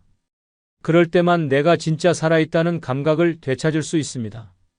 아끼며 사는 건 결국 산송장이 되는 길입니다. 하지만 돈을 내 인생에 과감히 쓸 때 나는 생기를 되찾고 진짜 인간으로 살아갈 수 있습니다. 당신의 노년을 산송장의 무덤으로 만들지 말고 살아있는 사람의 축제로 채우시길 바랍니다. 다 부질없다. 60세 이후엔 노는 게 최고인 두 번째 이유는 아끼다 결국 병원비로 다 날려먹기 때문입니다. 전남 목포에 사는 김정호 씨는 평생을 성실함 하나로 살아왔습니다. 30년 넘게 시장에서 채소 장사를 하며 하루하루를 알뜰살뜰 모았습니다. 주변에서는 이제는 좀 쉬시고 여행도 다니셔야죠라고 했지만 김 씨는 늘 손사래를 치며 말했습니다. 나중에 더 늙기 전에 쓰면 되지. 지금은 아껴야 해. 그렇게 그는 외식 한 번, 여행 한 번 제대로 해보지 않았습니다. 자식들 뒷바라지에 집 대출 갚는데 노후 대비 저축까지 오직 아끼고 모으는 데만 인생을 걸었습니다. 통장에는 억 단위 돈이 차곡차곡 쌓여갔습니다. 하지만 정작 본인은 늘 고단한 얼굴이었고 먹고 싶은 것도 참으며 그저 하루하루만 버텼습니다. 그러던 어느 날 김 씨에게 불청객이 찾아왔습니다. 고혈압과 당뇨가 동시에 발병했고 합병증까지 겹쳐 몇 차례 큰 수술을 받아야 했습니다. 젊을 땐 병원비 걱정 따위 남의 이야기라 생각했지만 70을 넘기자 병원은 그의 두 번째 집이 되었습니다. 그렇게 수십 년 동안 피땀 흘려 모은 돈이 몇 년 만에 무너져 내렸습니다. 수술비, 입원비, 약값으로 1억 원이 훌쩍 넘어가더니 남은 재산마저 끝도 없이 빠져나갔습니다. 김 씨는 병실에 누워 중얼거렸습니다. 내가 이렇게 살려고 평생 아낀 건가? 그때 흘린 눈물은 단순한 고통의 눈물이 아니었습니다. 평생 참고 아껴온 삶이 송두리째 허무하게 사라졌다는 통렬한 후회의 눈물이었습니다. 이 이야기는 결코 남의 얘기가 아닙니다. 우리 주변에서 흔히 벌어지는 현실입니다. 젊을 땐 아끼고 모아야 든든하다고 믿었습니다. 하지만 늙어서 맞이하는 현실은 다릅니다. 그렇게 모은 돈은 정작 내가 즐기지도 못한 채 병원비로 빨려 들어갑니다. 병원 수납창구에서 카드 긁히는 소리가 내 인생의 마지막 결제음이 되는 것입니다. 결국 남는 건 통장 잔고가 아니라 평생 누리지 못한 즐거움에 대한 원망과 한숨뿐입니다. 병원비는 잔혹합니다. 내가 아무리 단단히 준비해도 병은 예고 없이 덮칩니다. 어느 날 갑자기 쓰러지고 어느 날 갑자기 검사에서 암이 발견되면 그동안 쌓아온 돈이 속절없이 사라집니다. 그렇게 아끼고 아껴온 돈은 결국 나를 위해 쓰이지 못합니다. 오히려 의사에게, 약국에, 병원 장비에 다 빨려 들어가 버립니다. 문제는 돈만 사라지는 게 아닙니다. 아껴둔 인생, 즐기지 못한 세월, 웃지 못한 추억까지 송두리째 병원에 빼앗기게 됩니다. 그래서 노년의 진짜 지혜는 아끼는 게 아닙니다. 누리는 것입니다. 먹고 싶던 음식을 당당히 먹고 가보고 싶던 곳을 지금 떠나야 합니다. 돈을 쓰는 게 낭비가 아니라 나를 살리는 투자입니다. 내가 쓰지 못한 돈은 결국 남의 손에 들어가거나 병원비로 사라집니다. 그렇다면 차라리 내가 살아 숨쉬고 웃을 수 있을 때 그 돈을 내 기쁨을 위해 쓰는 것이 훨씬 현명합니다. 병실 침대에서 억울한 눈물 흘리느니 여행지 바닷가에서 행복한 눈물을 흘리는 편이 남는 장사입니다. 노년은 짧습니다. 하지만 병원비는 끝없이 따라붙습니다. 결국 아끼다 간 인생의 마지막 장면을 병원 영수증으로 채우고 마는 것입니다. 인생은 단 한 번뿐입니다. 내 손으로 누려야 내 인생이고 내 입으로 맛보고 내 발로 걸으며 경험해야 내 것이 됩니다. 돈은 쌓아두는 게 목적이 아닙니다. 쓰라고 있는 것입니다. 남을 위해, 자식을 위해, 체면을 위해 쌓아둔 돈은 결국 허무하게 사라집니다. 그러나 나를 위해 쓴 돈은 기억으로 남고 웃음으로 남으며 진짜 인생으로 남습니다. 늦게 깨닫지 마시길 바랍니다. 당신의 노년을 병원 영수증으로 덮을 것인지 웃음과 추억으로 채울 것인지는 지금의 선택에 달려 있습니다. 다 부질없다. 60세 이후엔 노는 게 최고인 세 번째 이유는 돈 쌓아두다 자식들 싸움판만 만들기 때문입니다. 경기도 고양시에 살던 이춘배 씨는 평생을 허리띠 졸라매며 살았습니다. 식당에서 국밥 한 그릇을 먹을 때도 고깃국 대신 맑은 국을 고르며 몇천 원을 아꼈고 명절에도 자식들에게 용돈 한 푼 더 주겠다고 자신의 옷은 몇십 년 된 외투로 버텼습니다. 주변 사람들은 이제 좀 즐기셔도 된다고 말했지만 그는 늘 나 죽고 나면 애들이 편하게 살면 되지라며 고개를 저었습니다. 그렇게 모은 재산은 집과 땅, 현금까지 합쳐 수억 원이 넘었습니다. 이 씨는 든든하다 생각하며 눈을 감았지만 장례식이 끝나기도 전에 자식 넷은 유산 이야기를 꺼냈습니다. 처음엔 말로만 하던 다툼이 곧 폭언으로 번지고 결국 변호사를 불러 소송으로 이어졌습니다. 평생 뼈 빠지게 모은 돈은 효도와 감사가 아니라 형제를 갈라놓는 칼이 되어버린 것입니다. 이런 장면은 남의 이야기가 아닙니다. 돈은 축복이 아니라 잘못 남기면 독이 됩니다. 살아생전에는 부모를 향해 공손하던 자식들이 부모가 떠나고 난 뒤엔 눈빛이 차갑게 바뀝니다. 서로에게 아버지가 나한테 더 주겠다고 했다라며 소리를 지르고 증인까지 세우며 의심의 칼을 겨눕니다. 집안의 밥상은 화해의 자리가 아니라 재산을 나누는 협상장이 되고 형제 인연은 돈 앞에서 처참하게 끊어집니다. 남겨진 부모의 이름은 고마움이 아니라 분쟁의 서류에만 오르내리게 됩니다. 결국 부모가 애써 쌓아 올린 돈은 자식들에게 행복을 주지 못한 채 끝없는 원망과 증오를 불러오는 씨앗이 됩니다. 노년의 돈은 쌓아둘수록 위험합니다. 내가 살아있을 때 쓰지 못한 돈은 결국 자식들 싸움판으로 흩어지기 마련입니다. 반대로 내가 내 손으로 즐기며 쓴 돈은 추억으로 남고 기쁨으로 기억됩니다. 돈은 무덤까지 가져갈 수 없습니다. 내가 웃을 때 쓰지 않은 돈은 내 것이 아니고 결국 남의 손에 넘어가 피눈물을 부르는 무기가 됩니다. 그러니 노년의 진짜 지혜는 돈을 남기는 것이 아니라 살아있을 때 내 행복에 쓰는 것입니다. 먹고 싶던 음식을 먹고 보고 싶던 풍경을 보며 함께하고 싶은 사람들과 웃는 데 쓰는 것이 가장 현명합니다. 자식에게 남길 재산보다 중요한 것은 부모가 평생 누리고 떠났다는 기억입니다. 그것이 남는다면 자식들은 부모를 원망하지 않고 존경하게 됩니다. 그러나 돈만 남긴다면 그 돈은 칼이 되어 형제의 등을 찌르고 결국 부모의 이름마저 흙바람 속에 욕으로 남게 됩니다. 지금 쓰는 돈이야말로 진짜 내 돈이고 내 행복입니다. 당신의 노년을 법정 다툼의 씨앗으로 남길 것인지 아름다운 추억의 향기로 채울 것인지는 지금의 선택에 달려 있습니다. 다 부질없다. 60세 이후엔 노는 게 최고인 네 번째 이유는 돈을 쓴 순간만 내 인생이 살아나기 때문입니다. 평생을 아끼며 살았던 부산의 김상도 씨는 젊었을 때 늘 이런 말을 입에 달고 살았습니다. 나중에 쓰려고 모으는 거다. 지금은 참아야 한다. 그는 누구보다 근검절약했고 가족을 위해 자신을 희생했습니다.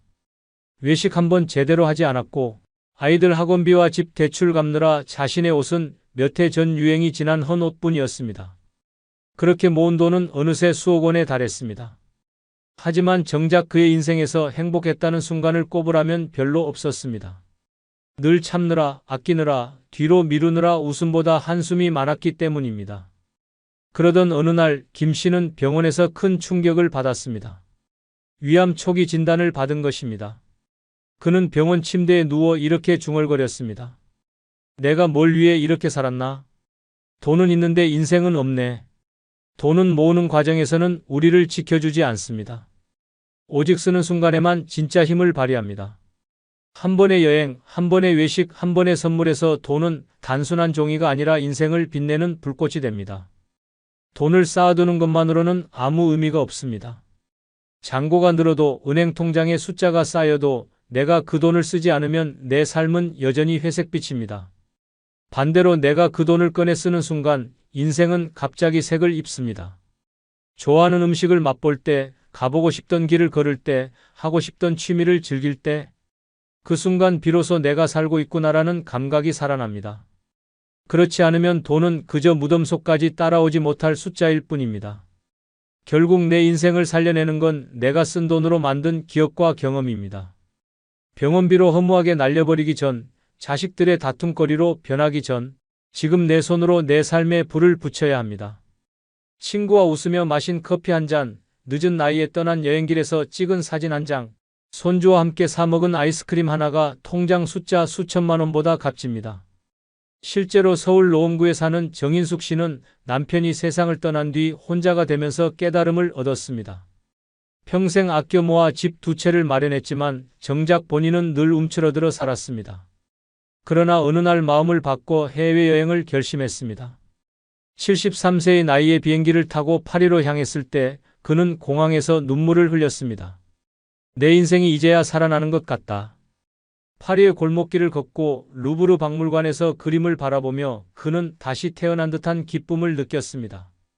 통장에 찍힌 잔고가 주지 못했던 행복이 돈을 쓴 그 순간 눈부시게 살아났던 것입니다. 돈은 쌓아둘수록 무겁고 쓸수록 가벼워지면서 내 인생을 자유롭게 만듭니다. 한 푼이라도 아끼며 살다 보면 결국 그 돈은 병원 영수증으로만 사라지거나 남겨둔 가족들에게 싸움의 불씨가 됩니다. 하지만 내가 기쁘게 쓰는 순간 그 돈은 나를 위해 생명을 불어넣는 힘이 됩니다. 노년의 삶은 길지 않습니다. 남을 위해 모으지 말고 미래만을 위해 아끼지도 마십시오.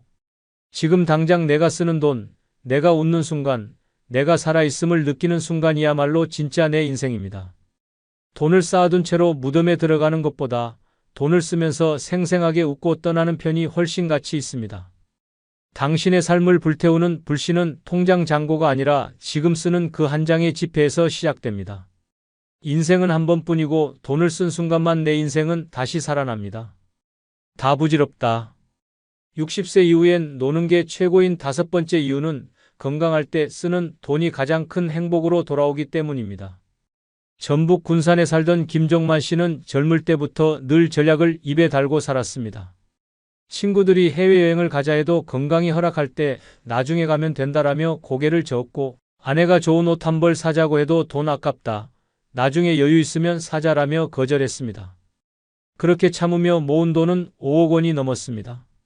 그는 마음속으로 언젠가 은퇴하면 멋지게 쓰리라는 꿈을 품고 있었지만 정작 은퇴를 하고 나니 몸이 버티질 못했습니다.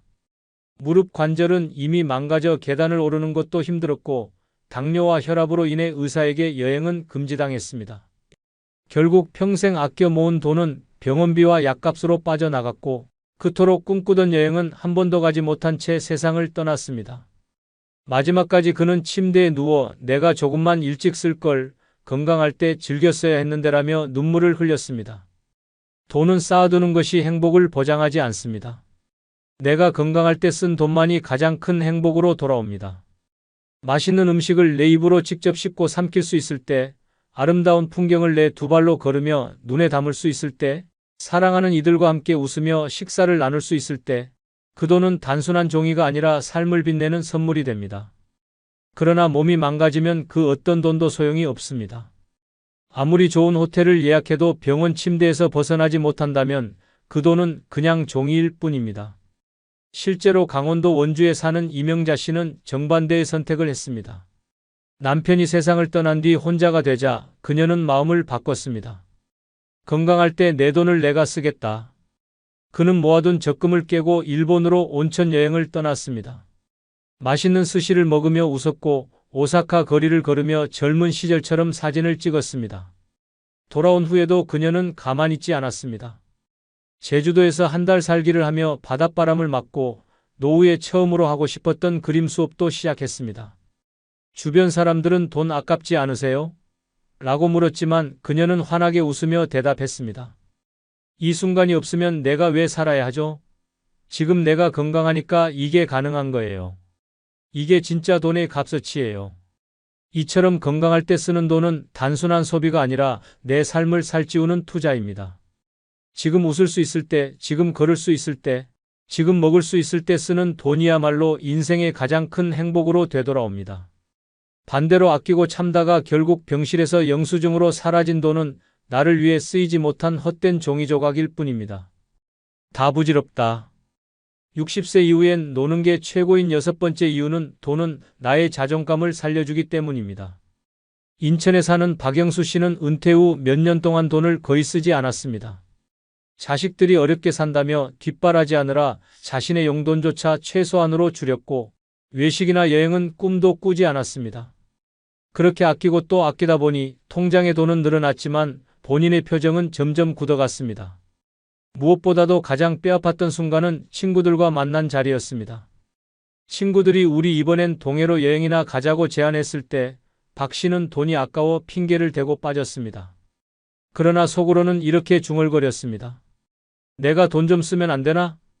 왜 나는 늘 움츠러들어야 하지? 결국 그는 가진 돈이 있음에도 스스로를 초라하게 여기며 자존감을 잃어갔습니다. 자존감은 단순한 자존심이 아닙니다. 내 삶을 스스로 지탱하는 힘, 내가 여전히 쓸모있고 가치 있는 사람이라는 확신입니다. 그런데 이 자존감은 돈이 뒷받침될 때 빛을 냅니다.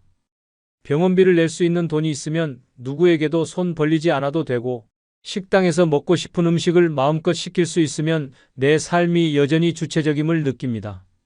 반대로 돈이 없으면 작은 병원비에도 자식에게 전화해야 하고 친구와 밥을 먹을 때도 눈치를 보게 됩니다. 결국 돈이 없으면 자존감도 무너지고 스스로를 하찮게 여기게 되는 것입니다. 대전의 김정자 씨는 정반대의 삶을 보여줬습니다. 그는 남편이 세상을 떠난 뒤 작은 연금을 모아두고 있었습니다.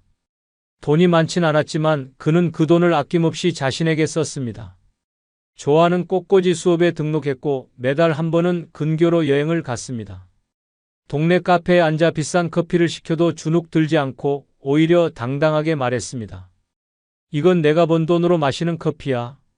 그렇게 살다 보니 그의 얼굴에는 주름보다 빛나는 자신감이 묻어났습니다. 사람들은 말했습니다. 김 씨는 돈이 많아서 행복한 게 아니라 돈을 쓰면서 자존감을 지켜내서 행복하다. 돈을 쓰는 순간은 단순히 소비가 아니라 내 존재를 확인하는 행위입니다. 내가 원하는 것을 내 힘으로 선택하고 누릴 수 있을 때 삶은 주체성을 되찾습니다. 자존감이 살아야 인간관계도 당당해지고 외로움도 덜어지고 하루하루의 표정이 달라집니다. 그러나 돈을 쌓아두기만 하면 자존감은 점점 시들어갑니다. 아무리 많은 돈이 있어도 내 손으로 쓰지 못하고 남의 눈치만 보며 지갑을 닫는다면 그것은 결국 종이에 불과합니다. 노년의 가장 큰 비극은 가난이 아니라 자존감을 잃는 것입니다. 누군가에게 매달려야 하고 작은 선택조차 스스로 못하는 삶은 인간을 무너뜨립니다. 하지만 내 손으로 내 돈을 쓰는 순간 비록 작은 소비라도 내 자존감은 다시 살아납니다. 나는 여전히 내 삶의 주인이다라는 확신이 생깁니다. 그렇기에 돈은 나의 자존감을 살려주는 가장 강력한 무기입니다. 가난은 노년의 가장 큰 병이다. 인도의 사상가 타고르가 남긴 이 말은 돈이 없을 때 노인이 얼마나 무력해지는지를 정확히 짚어냅니다. 독일 철학자 쇼펜하우어 역시 행복의 기초는 마음이 아니라 생활을 지탱할 돈이다라고 말했습니다. 결국 나이가 들수록 위로의 말이나 좋은 생각보다 당장 먹고 아프지 않게 살 수 있는 돈이 있어야만 삶이 유지된다는 냉혹한 진실을 전하는 것입니다. 젊을 때는 건강과 일, 가족 때문에 돈의 필요성을 잊고 지낼 수 있습니다. 그러나 늙으면 상황은 정반대가 됩니다. 병원비가 무서워 통증을 참아야 하고 배고파도 지갑을 열면 동전 몇 개밖에 나오지 않습니다. 돈이 없다는 사실 하나가 존엄을 무너뜨리고 자존심을 무너뜨리며 삶 전체를 흔들어 놓습니다. 오늘은 바로 돈 없는 노인의 비참한 하루 일상을 따라가 보겠습니다. 끝까지 보신다면 지금이라도 늦지 않게 내 삶을 지킬 방법을 찾을 수 있을 것입니다. 서울 금천구에 사는 김영호 씨는 올해 76입니다.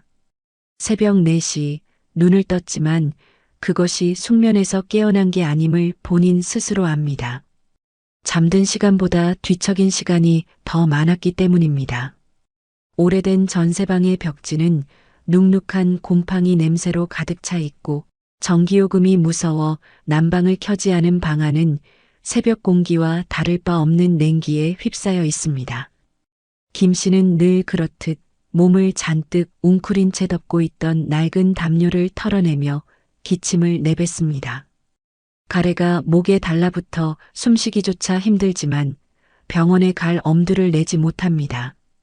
그는 예전에는 성실한 버스 운전기사였습니다. 30년 가까이 사람들을 실어 나르며 남부럽지 않게 살았던 시절이 있었습니다. 하지만 퇴직 후 쌓인 세금과 밀린 관리비, 그 사이에 터진 질병으로 모아둔 돈은 순식간에 바닥을 드러냈습니다.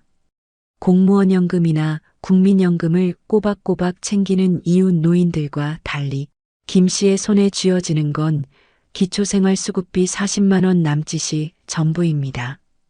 방세와 공과금, 최소한의 생활비를 제하면 남는 게 없어 약은 살 수 없고 먹을 것도 제대로 못 챙깁니다. 새벽 4시 반, 뱃속이 타들어가는 듯 고파옵니다. 냉장고를 열어보지만 어제 저녁 먹다 남은 김치 몇 줄기와 묵은 밥그릇 하나가 전부입니다. 전자레인지조차 고장나 오래전에 버렸기 때문에 차가운 밥을 그대로 삼켜야 합니다. 이가 성치 않아 씹는 것조차 고통이지만 배고픔에 떠는 몸은 그것마저 원합니다. 김 씨는 입안에서 밥알을 몇 번 굴리다 겨우 목으로 넘깁니다. 밥알이 목구멍에 걸리며 사례가 들어 헛기침을 반복합니다. 마실 물 한 컵이 간절하지만 수도꼭지에서 나오는 물조차 녹슨 파이프 냄새가 진하게 배어 있습니다. 그는 텅 빈 방 안에 앉아 잠시 휴대폰을 손에 집어듭니다. 새벽에 혹시라도 자식에게서 연락이 오진 않았을까 무의식적으로 확인해보지만 화면은 고요합니다. 몇 달 전 명절에 잘 지내세요라는 짧은 문자 한 통이 전부였습니다. 그 이후로 자식들은 한 번도 연락이 없습니다. 그는 다시 핸드폰을 내려놓으며 중얼거립니다. 내가 이제 필요 없는 사람이구나. 새벽 5시가 되자 창문 틈새로 들이치는 외풍이 뼛속까지 파고듭니다. 낡은 창틀은 틈이 벌어져 있어 신문지로 막아놨지만 바람은 막히지 않습니다. 몸을 떨며 이불 속으로 다시 파고들지만 통증 때문에 오래 누워 있을 수가 없습니다. 허리는 바위를 얹은 듯 무겁고 무릎은 쇠처럼 굳어 움직일 때마다 삐걱 소리가 나는 듯합니다. 몇 년 전 무릎 수술을 권유받았지만 500만 원 넘는 수술비가 벽이 되어 그는 그대로 버텨왔습니다. 이제는 계단 오르내리기도 힘들어 방 안에만 머무는 시간이 길어졌습니다. 밖은 이제 서서히 동이 터옵니다. 붉은 빛이 창문 사이로 스며들지만 김 씨의 마음은 더 어두워집니다. 하루가 시작되는 기쁨이 아니라 또다시 버텨야 하는 고통의 시간이 시작됨을 의미하기 때문입니다. 그는 속으로 다짐합니다. 오늘 하루만 또 견뎌보자. 그래도 살아있어야 하지 않겠나? 그러나 그 다짐 속에는 희망이 아닌 체념이 깊게 깔려 있습니다. 아침 7시가 가까워오자 금천구의 허름한 빌라 단지 안은 이미 분주한 소리에 뒤덮입니다.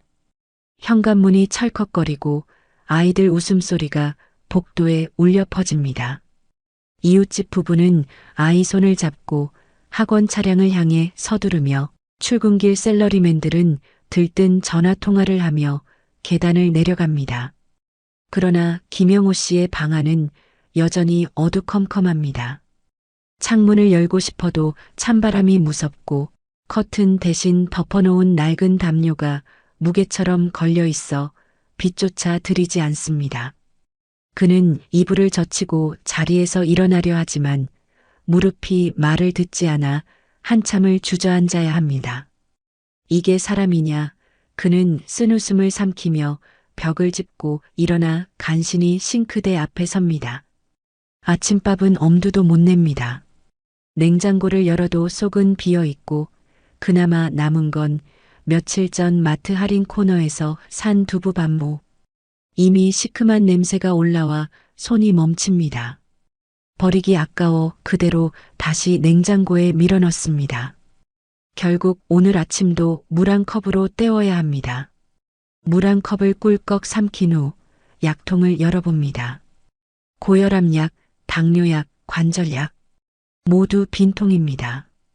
약국에 갈 돈만 있었어도라는 말이 절로 새어나옵니다.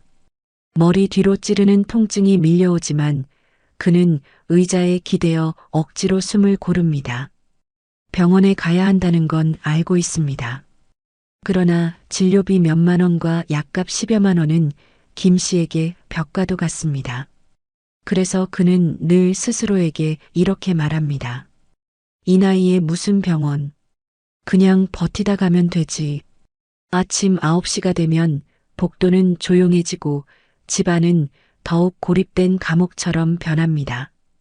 이웃들이 모두 각자의 자리로 나간 후 김 씨의 공간은 세상과 단절된 섬이 됩니다. 텔레비전을 켜볼까 하다 전기요금 고지서가 떠올라 곧바로 리모컨을 내려놓습니다. 지난달에도 전기세가 밀려 단전 경고장이 붙었습니다. 그 종이를 본 순간 창피해서 며칠간 현관문을 열지도 못했습니다. 시간을 때우기 위해 창문 너머를 바라보지만 골목을 지나가는 택배 차량, 아파트 경비원의 호루라기 소리는 모두 먼 세상 이야기 같습니다. 그는 손에 쥔 낡은 휴대폰을 다시 켜봅니다. 혹시 자식에게 전화라도 해볼까 싶지만 화면에 뜬 이름을 바라보다가 곧 꺼버립니다. 바쁘다, 힘들다, 왜 자꾸 돈 얘기하느냐라는 대답이 돌아올 게 뻔하기 때문입니다. 몇 번이고 도움을 청했다가 돌아온 건 미묘한 짜증과 피곤한 한숨뿐이었습니다. 그 기억이 그의 손가락을 멈추게 합니다. 10시 무렵 허기를 참지 못해 집 앞 구멍가게에 들러볼까 고민합니다. 그러나 주머니를 뒤져보니 1,000원짜리 한 장과 동전 몇 개가 전부입니다. 라면 하나 사 먹을 수 있는 돈이지만 그는 망설입니다. 오늘 저녁은 무엇으로 버틸 것인가? 1,000원짜리 한 장은 그에게 단순한 지폐가 아니라 하루 전체를 버텨내야 하는 생명줄입니다. 결국 김 씨는 구멍가게 문 앞에서 발길을 돌립니다. 집에 돌아와 보니 벽에 걸린 시계 초침 소리만 방 안을 메웁니다. 그는 허공을 응시하다 문득 생각합니다. 내가 왜 이렇게 살아야 하지? 자신이 버스 운전대를 잡고 수십 년을 달리던 시절, 매일 아침 아이들을 학교 앞에 내려주고 직장인들을 태우며 하루를 시작하던 그 기억이 파도처럼 밀려옵니다. 그때는 똑같이 새벽을 맞아도 피곤함 속에 희망이 있었습니다. 그러나 지금은 배고픔과 고독 속에서 아무도 필요로 하지 않는 존재로 전락해 있습니다. 아침을 제대로 먹지 못한 채 몇 시간을 버티다 보니 시계가 어느덧 12시를 넘어갑니다. 뱃속은 텅 빈 북처럼 울리고 온몸이 힘이 빠져나갑니다. 김영호 씨는 결국 자리에서 일어나 지갑을 뒤적입니다. 낡은 지갑 안에는 구겨진 1,000원짜리 몇 장과 동전 몇 개. 이 돈으로는 마트에서 밥을 사 먹을 수는 없지만 동네 경로식당만은 겨우 다녀올 수 있습니다. 경로식당은 김 씨 같은 노인들이 자주 찾는 곳입니다. 무료이거나 1,000원에서 2,000원 정도만 내면 한 끼를 해결할 수 있습니다. 그러나 김 씨에게 그곳을 가는 일은 늘 쉽지 않습니다. 문턱을 넘는 순간부터 느껴지는 나는 스스로 먹을 힘조차 없는 사람이라는 자괴감 때문입니다. 오늘도 발걸음을 옮기면서 그는 괜히 주위를 두리번거립니다. 혹시 아는 사람이라도 만나면 창피할까봐 고개를 푹 숙입니다. 식당 문을 열자 이미 노인들이 길게 줄을 서 있습니다. 허름한 옷차림, 지팡이를 짚은 모습, 그리고 서로의 주름진 얼굴이 거울처럼 보입니다. 모두 똑같은 처지라지만 김 씨는 여전히 불편합니다. 내가 이렇게까지 살아야 하나 속으로 중얼거리며 조심스레 줄에 섭니다. 배고픔이 자존심을 눌러버린 순간입니다. 접시에 담긴 음식은 밥 한 공기와 국, 그리고 김치와 나물 몇 가지. 간혹 고기가 나온 날이면 모두가 눈치를 보며 조금이라도 더 얻으려 애씁니다. 오늘은 계란 프라이가 반찬으로 나왔습니다. 김 씨는 그것만으로도 큰 위안이 됩니다. 오랜만에 따뜻한 밥을 입에 넣으니 이가 시리면서도 속은 조금씩 풀립니다. 그는 밥알을 목구멍에 넘기며 생각합니다. 이게 어디냐, 오늘은 굶지 않았으니 다행이지. 하지만 식탁에 앉아 있으면 또 다른 고통이 스며듭니다. 옆자리 노인들이 하는 대화 속에선 대놓고 서러운 현실이 드러납니다. 내 아들은 한 번도 안 온다니까. 손주들은 얼굴도 모른다네. 병원 갈 돈도 없어 그냥 버티는 거지. 각자의 처지를 한탄하는 말들이 김 씨의 마음을 더욱 무겁게 짓누릅니다. 그는 괜히 고개를 숙이고 밥만 빨리 삼킵니다. 눈물이 나올까 봐서입니다. 한 끼를 마치고 식당을 나오면 배는 채워졌지만 가슴은 더 공허합니다. 젊었을 땐 번듯한 직장에서 동료들과 점심을 먹고 가끔은 가족과 외식하며 웃었던 기억이 있습니다. 그러나 지금은 몇백 원의 의지에 체면을 내려놓고 줄을 서야 겨우 한 끼를 해결합니다. 배는 따뜻해졌지만 마음은 오히려 얼어붙습니다. 집으로 돌아오는 길, 시장 앞 포장마차에서 김밥과 떡볶이를 사 먹는 아이들이 눈에 들어옵니다. 아이들은 웃으며 서로의 음식을 나눠 먹는데 김 씨는 그 장면이 부러우면서도 마음이 쓰립니다. 자신은 겨우 경로식당에서 얻은 밥 한 끼로 하루를 버티는데 세상은 이렇게 밝고 풍요롭게 돌아가고 있구나 하는 생각이 스칩니다. 방에 도착해 의자에 앉으면 점심을 먹었다는 안도감과 동시에 또 다른 걱정이 고개를 듭니다. 오늘 저녁은 또 어떻게 하지? 한 끼 해결했다고 하루가 끝나는 게 아니기에 그는 늘 같은 불안을 안고 살아갑니다. 식당에서 채운 배는 몇 시간 못 가 다시 허기를 알릴 것이고 통장 잔고는 이미 비어 있습니다. 점심은 배고픔을 달래주는 시간이었지만 동시에 자신의 처지를 더욱 뼈아프게 확인하는 시간이었습니다. 굶지는 않았지만 나는 남의 도움 없이는 한 끼도 해결 못하는 노인이라는 낙인이 선명하게 찍힌 순간이기도 합니다. 김영호 씨의 점심은 그렇게 씁쓸한 만족과 쓰라린 자존심 사이에서 마무리됩니다. 해가 기울고 저녁이 다가오면 김영호 씨의 방 안은 더욱 적막해집니다. 창밖에서는 이웃집 주방에서 풍기는 고기 굽는 냄새, 찌개 끓는 소리가 새어나오지만 그의 방 안은 여전히 차갑고 허전합니다. 점심에 경로 식당에서 먹은 밥이 마지막이었습니다. 배는 아직 허전하지만 저녁은 아예 포기하는 날이 많습니다. 한 끼를 이미 해결했으니 오늘은 다행이라고 스스로를 달래는 겁니다.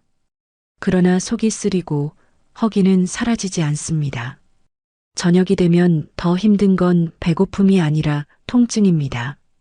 하루 종일 무릎을 붙잡고 버텼던 탓에 관절이 불에 댄 듯 욱신거리고 허리에서는 날카로운 통증이 몰려옵니다. 그는 벽에 등을 기댄 채 신음을 내뱉습니다.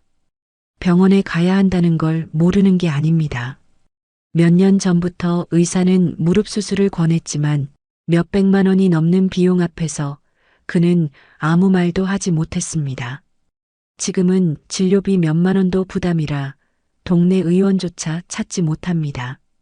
방 구석 약통을 열어보면 텅 비어 있는 약봉지만 남아 있습니다. 고혈압 약도 당뇨약도 끊긴 지 오래입니다. 약국에 가려다 통장 잔액을 떠올리면 발걸음이 멈춰집니다. 그냥 버티다 죽으면 되지라는 체념이 습관처럼 떠오르지만 막상 가슴이 두근거리거나 어지럼증이 몰려오면 두려움이 밀려옵니다.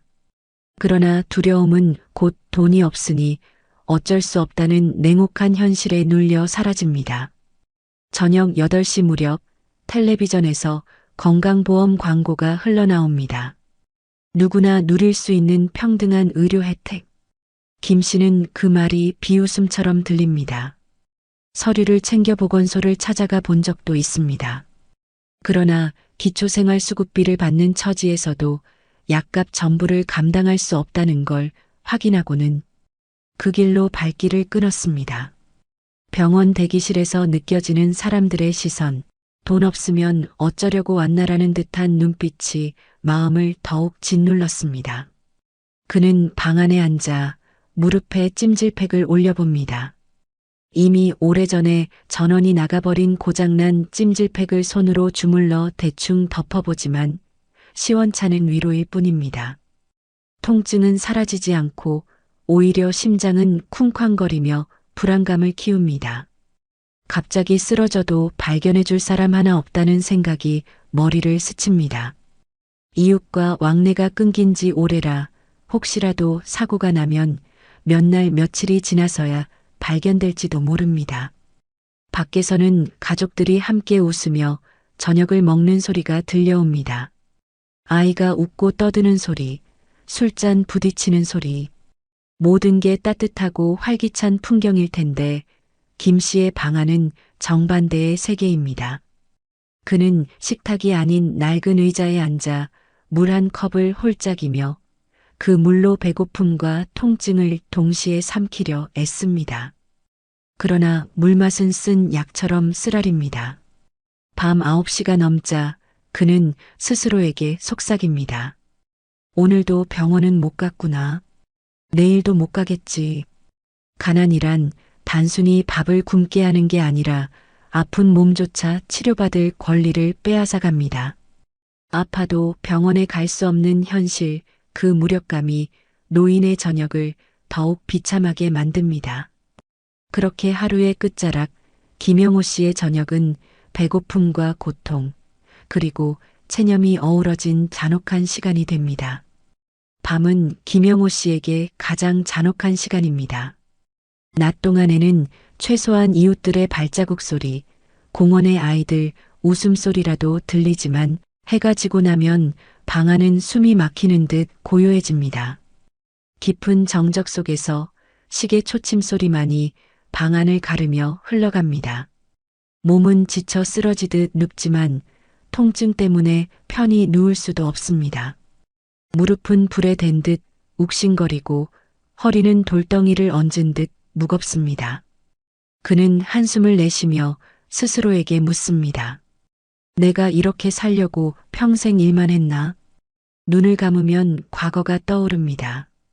젊었을 때 그는 누구보다 성실하게 살았습니다. 새벽마다 버스 운전대를 잡고 밤늦게까지 사람들을 실어 날랐습니다. 퇴근 후에도 지친 몸을 이끌고 부업을 하며 가족을 먹여 살렸습니다. 하지만 그때 그는 노후를 위한 준비에는 눈길조차 주지 않았습니다. 애들만 잘 키우면 된다. 나야 뭐 대충 살다 가면 되지. 늘 그렇게 생각했습니다. 주위 사람들이 적금을 붓거나 작은 보험이라도 들어두는 모습을 보면서도 김 씨는 한사코 외면했습니다. 매달 몇만 원씩이라도 떼어놓으면 도움이 될 거란 걸 알면서도 눈앞에 생활비가 급하다는 이유로 늘 미뤘습니다. 나중에 여유가 생기면 준비하지 뭐라며 현실만 붙잡았던 것이 화근이었습니다. 그러나 그 나중은 끝내 오지 않았습니다. 그는 또 스스로를 혹사시켰습니다. 절약이 미덕이라 믿었고 자신을 위해 쓰는 건 사치라고 여겼습니다. 옷은 닳고 다른 작업복 한 벌로 버텼고 친구들과의 술자리도 거절했습니다. 여행은커녕 아이스크림 하나 제대로 사 먹은 기억도 드뭅니다. 그렇게 아끼고 또 아끼며 살았는데 정작 모아둔 건 없습니다. 생활비와 자식 뒷바라지에 다 흘려보냈기 때문입니다. 무엇보다 가슴을 찌르는 건 노후에 대한 계획 자체를 무시했다는 점입니다. 그는 늘 내 몸이 버티는 한 계속 일할 수 있다고 믿었습니다. 하지만 건강은 영원하지 않았습니다. 허리와 무릎이 무너지고 나니 아무 일도 할 수 없게 되었습니다. 이제 와서 생각하면 젊을 때 조금만 내 노후를 위해 떼어두었더라면 지금처럼 하루 세끼조차 불안해하지는 않았을 겁니다. 밤은 이런 후회를 더욱 선명하게 합니다. 경로식당에서 밥을 얻어먹을 때 느낀 자존심의 상처, 약국에서 약값을 계산하지 못하고 돌아섰던 순간의 굴욕, 이 모든 게 젊은 날의 무책임한 선택에서 비롯됐다는 사실을 인정하지 않을 수 없습니다. 그는 누웠다가도 벌떡 일어나 방안을 서성입니다. 머릿속에서 질문이 꼬리를 물기 때문입니다. 내가 왜 그때 준비하지 않았을까? 왜 눈앞만 보며 살았을까? 왜 한 번도 내 노후를 진지하게 생각하지 않았을까? 답은 없습니다. 다만 밀려오는 후회와 자책만이 밤새도록 그의 가슴을 짓누릅니다. 자식들에게조차 손 벌리기 싫어 그는 더 괴롭습니다. 젊을 땐 자식들 공부시키느라 먹이고 입히느라 자신은 항상 뒤로 밀었습니다. 그런데 지금은 그 자식들에게 도움을 청할 자신조차 없습니다. 마음 한편에서는 억울하지만 또 한편에서는 내가 준비하지 못한 대가라는 생각이 그를 더 옥죄어 옵니다. 시계가 자정을 넘기자 김 씨는 창백한 얼굴로 중얼거립니다. 바보 같은 인생이었지. 돈은 다 흘려보내고 정작 내 노후 하나 챙기지 못했으니 이렇게 비참하게 사는 것도 다 내 탓이야. 그렇게 후회와 원망을 되뇌며 그는 또다시 잠 못 이루는 밤을 보냅니다. 이 영상을 보고 계신 분들도 아마 비슷한 생각을 하실 겁니다. 나는 준비가 충분한가? 혹시 나도 저런 상황에 놓이지 않을까? 늦었지만 지금이라도 노후를 지킬 방법은 분명히 있습니다. 젊을 때처럼 큰 돈을 모으는 건 어렵습니다. 그러나 작은 실천 하나가 남은 삶의 안전망이 될 수 있습니다. 첫째, 작은 돈이라도 비상금으로 따로 모으는 습관을 들여야 합니다. 하루에 1,000원, 2,000원이라도 따로 봉투에 모아두면 한 달이면 3만 원, 1년이면 36만 원이 됩니다. 당장 큰 돈처럼 보이지 않더라도 갑작스러운 병원비나 약값에 큰 도움이 될 수 있습니다. 중요한 건 금액이 아니라 나를 위한 돈을 따로 챙긴다는 마음가짐입니다. 둘째, 불필요한 지출을 끊고 생활비 구조를 단순하게 만드는 것입니다. 젊을 때는 사람들 눈치 보며 체면치레도 하고 필요 없는 모임에도 나갔지만 이제는 그럴 필요가 없습니다. 남들 밥 한 끼 대접하느라 내 주머니가 비는 순간 정작 내가 아플 때 쓸 돈이 사라집니다. 꼭 필요한 것 외에는 쓰지 않고 나를 위한 최소한의 생활비만 지켜내는 게 중요합니다. 셋째, 작은 부수입이라도 만들 수 있는 길을 찾는 것입니다. 나이가 들었어도 집에서 할 수 있는 일, 동네에서 가볍게 몸을 쓰는 일은 여전히 존재합니다. 글을 쓰거나 공예품을 만들어 판매하는 분들도 있고, 재능을 살려 작은 강좌를 여는 분들도 있습니다. 크고 번듯한 수입이 아니라도 매달 몇만 원이라도 들어오면 그 자체가 심리적 안정이 됩니다. 넷째, 건강을 스스로 지키는 습관을 만드는 것입니다. 돈이 없다고 치료를 미루면 결국 더 큰 병으로 이어져 몇 배의 비용이 들어갑니다. 매일 걷기, 스트레칭, 집에서 할 수 있는 간단한 운동만으로도 몸은 달라집니다. 건강을 지키는 것이야말로 최고의 절약입니다. 마지막으로 사람과의 관계를 정리하고 단단하게 만드는 것도 대책입니다. 돈이 없는 사람일수록 고립되기 쉽습니다. 하지만 마음을 나눌 단 한 명의 친구, 가끔이라도 안부를 물어줄 이웃이 있다는 건 그 어떤 저축보다 든든한 자산입니다. 관계도 노후의 중요한 비상금임을 잊지 말아야 합니다. 시청자 여러분, 김영호 씨의 이야기는 누군가의 비극적인 현실일 수 있지만 동시에 우리 모두가 맞닥뜨릴 수 있는 경고이기도 합니다. 지금 당장 완벽한 준비는 할 수 없더라도 작은 습관 하나, 작은 준비 하나가 내일의 불안을 줄여줍니다. 늦었다고 주저하지 마시고 오늘부터라도 나를 위한 작은 비상금을 쌓고 내 건강과 관계를 지켜내시길 바랍니다. 그것이 남은 인생을 지키는 가장 현실적인 방법입니다.